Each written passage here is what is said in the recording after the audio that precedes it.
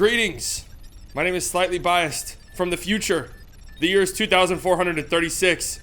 Luka Doncic, the cyborg version of Luka Doncic, has just won his 47th consecutive MVP trophy.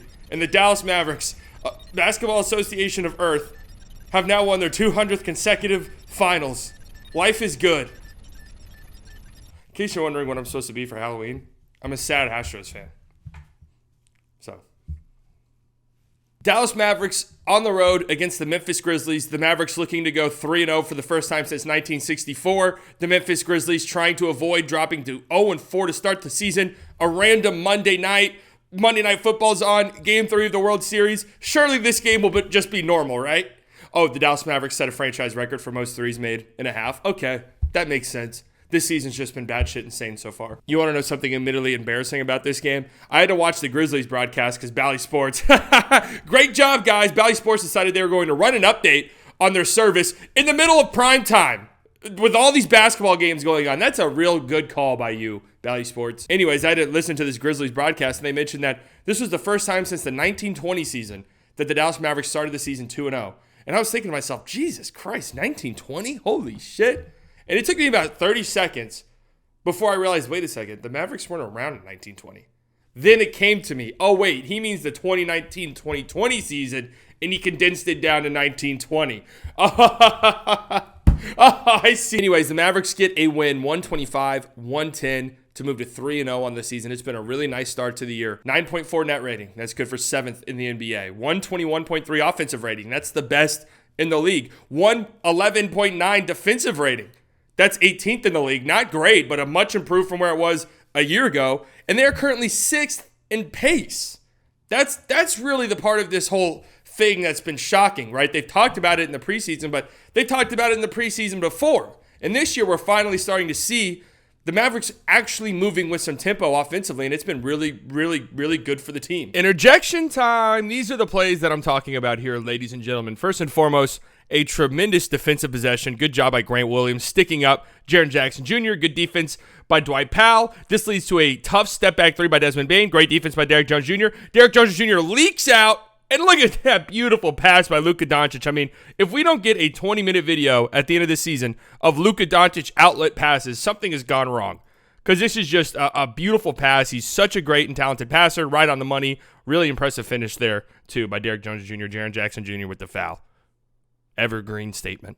This is a hilarious transition possession, technically, that you would see playing with randoms at the NBA 2K rec, right? Tim Hardway Jr. goes up strong, maybe got fouled. He's on the floor, doesn't get back on defense. Grizzlies have some numbers. They turn the ball over because they are just atrocious offensively. Really nice play by Seth Curry. Here comes Jaden Hardy. Dunk the ball, Jaden. Oh, Tim Hardway Jr. standing underneath the basket. I'm going to get it 3 seconds if you don't pass me this ball. Jaden Hardy says, okay, it's my second year in the league. Here you go.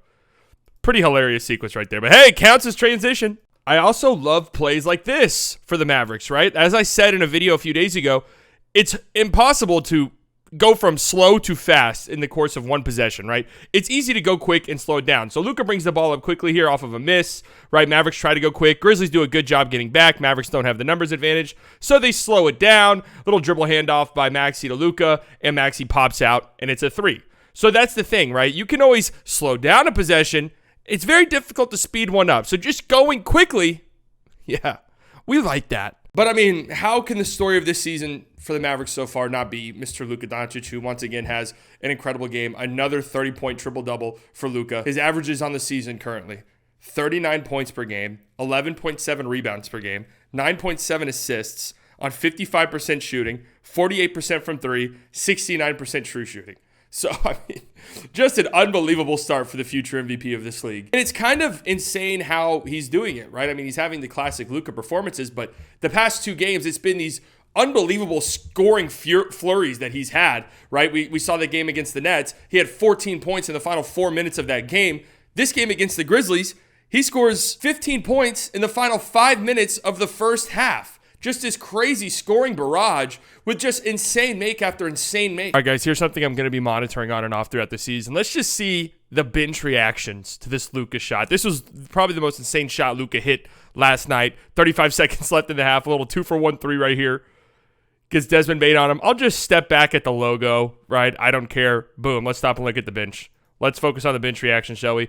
Markieff Morris is in disbelief, squatting on the ground. Seth Curry doesn't even have the energy to stand up. He's so shocked.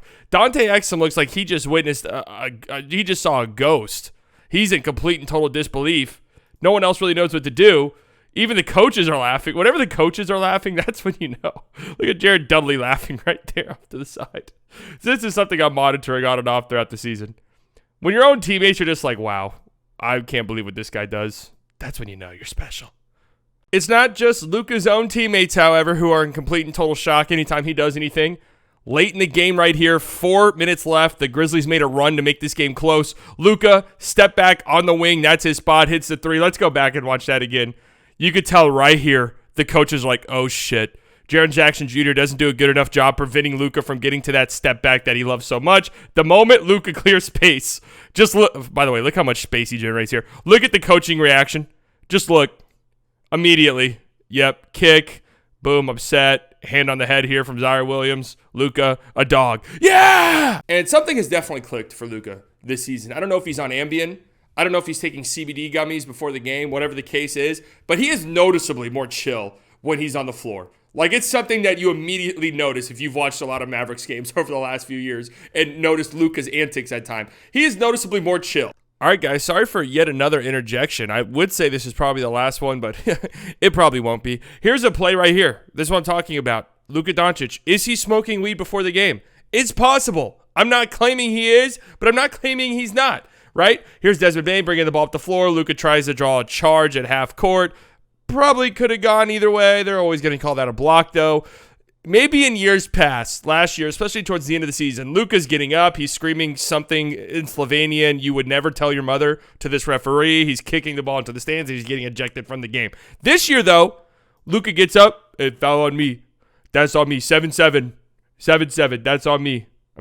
Something's different. But fortunately for the Mavericks and fortunately for Luka, he was not by himself last night. Derrick Jones Jr., 22 points, 4 rebounds, 7 of 10 from the field, 4 of 6 from 3, 4 of 6 from the free throw line. It's the most points he's had in a game since March 11th, 2020.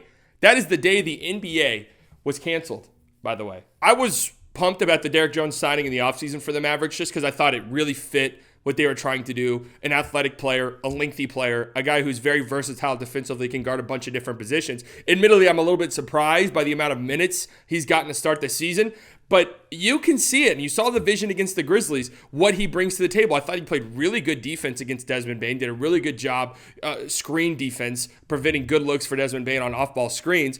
And offensively, if he can knock down threes, and he looked confident in his jumpers last night, He's somebody who's going to have a viable role in this team next to Luka Doncic, catching lobs, attacking closeouts, which we've seen him do a few times this season, and knocking down threes. That's a big piece. And not only that, but running out in transition, something that he's very good at. And Tim Hardaway Jr. Listen, man, it's not the prettiest. It's not the prettiest experience, but another 20-point game for Tim Hardaway Jr., 21 points, 8 of 14 from the field, 3 of 7 from deep. This team just continues to win games when Tim Hardaway Jr. hits threes. It's a trend that's followed him his whole career. And I know what you're thinking. Well, yeah, when a player hits threes slightly, the team's going to win games. But it's only, like, the bar is kind of low for Tim Hardaway Jr. when it comes to his impact with the Mavericks. Anytime Tim Hardaway Jr. hits 3 threes in a game, pretty good chance the Mavericks are going to win. He's done that in all 3 games so far this season. Last year, they went 22-15 in games that Tim Hardaway Jr. hit 3 or more threes. That doesn't sound like a big number. Just remember how shit last year was. It's a big number. And while I wish I said this was a stress-free game for the Mavericks, they were up 17 points with 8:30 left in the game. This, unfortunately, was yet another clutch game for Dallas. The Grizzlies cut the lead down to 4 points with a little under 5 minutes left in the game. That does quantify as a clutch game by NBA standards. So that means the Mavericks are now 3-0 in clutch games. Every fucking game's a clutch game. Don't we love it? Don't we love the heart attacks this team gives us? This team's brain needs to be studied, ladies and gentlemen. Something is not right up in the noggin. The Mavs are now 3-0 in clutch games. They have a plus 50 net rating in the clutch. And more importantly than that, a 100 defensive rating in the clutch. That's what separates this year's defense from last year's defense, even though this year's defense isn't necessarily elite and is certainly not elite by the numbers. They're able to clamp up late in games. They're able to get some stops, to clutch up and get stops late in games. That's really not what we saw last year. This year, they're winning games down the stretch with their defense, which is a pretty big development. And it's easy to look at this Grizzlies roster and think, oh, this is a terrible team. Like, you should be blowing out this team. They're 0-4. It's still a talented team. It's still a very well-coached team. It's still a place in Memphis that has historically been difficult to play at and difficult to win at. And they're a team that was fighting tooth and nail to not drop to 0-4 on the season. Desperate teams are scary teams to play against. So that's why I think this was a pretty impressive win for the Mavericks. Plus, your starting center, Derek Lively, in foul trouble. This was the first rookie game we saw from Derek Lively. Barely played, had 5 fouls, some really bonehead fouls that he's just going to have to work out. This is the rookie part of things that we knew was going to happen. And Dwight Pal stepped in and played great minutes for the second night in a row. He had 4 blocks. Dwight Pal, 4 blocks, 2 of them against Jaren Jackson, and they were like humiliating blocks.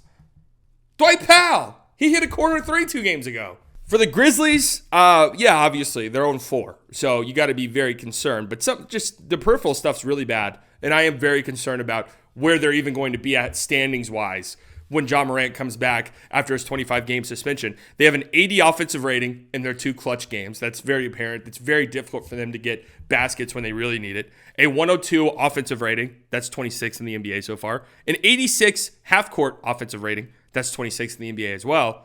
And the thing that's supposed to really save this team is their defense. They have a 112 defensive rating, which is 16th. So a little bit below average. But when your offense is this bad and you're just trying to tread water until your superstar comes back, you need your defense to be elite. And that has not been the case at all so far. I guess some bright spots for the Grizzlies. I mean, Desmond Bane's been pretty good to start this season. 25.5 points per game, 61% true shooting. He had over 30 points against the Mavericks last night. I'm really impressed by what I've seen for him. Self-creation, his ability to get to the rim, like it's really impressive for Desmond Bane, and I think it's a really good sign for his development. But I got to give the Mavericks defense some props. They did a really good job last night running Desmond Bane off the three-point line. He went 3 of 7 from deep, which is a good percentage, but 7 attempts is by far the lowest amount of threes he's attempted in a game so far this season. So that was obviously part of the game plan for the Mavericks, and they did a good job at executing it. And Marcus Smart, he's averaging over 17 points per game. That'd be a career high for him, but he's also averaging nearly 4 turnovers per game. And this is the point guard, and this has been a problem that's plagued the Grizzlies so far this season. 16 turnovers per game, which is 23rd in the NBA. So not good. 7th worst in the league. So I just don't know. I'm worried about this Grizzlies team. They really needed to be, I would say, just in the play-in mix when Ja Morant got back, and then you can take off from there. But, I mean, if they're 10 games below 500, which I don't think is an impossibility. I know that's insane to say, but it looks really rough for them. I don't know. Like that's a deep hole to climb out of. We've seen teams do it with records that poor, but, man, I'm not so sure, right? With the play-in tournament, it's a little bit easier for them. But in terms of just securing a playoff spot without the play-in, tall task. Anyways, guys, this has been Slightly Biased. I must head back to my mining planet to continue to mine for emeralds to send back to Earth and Elon Musk, the 48th, who is now the president of the country. Goodbye, ladies and gentlemen. I'll see you when I see you.